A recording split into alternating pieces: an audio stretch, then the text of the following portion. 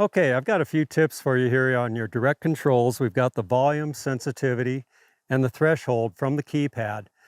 The volume control, I think, is very important for dealing with large target signals. So I actually like to find a can or a big spike, something that's going to make the loudest sound possible, and then set the volume control actually downwards a little to where that's comfortable and not going to be too loud when I get over something large. The volume control adjusts between 0 and 25. The default setting is 25. The volume controls the maximum level produced for a large target. It's really important to know that it does not change the sensitivity of a faint signal. It only limits the audio on large signals, so you can reduce this for oversized targets without any fear that you're going to reduce the signal from small targets.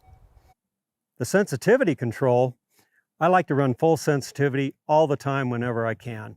Use the sensitivity plus and minus buttons to select from 8 settings. Increase the sensitivity for very tiny and very deep targets.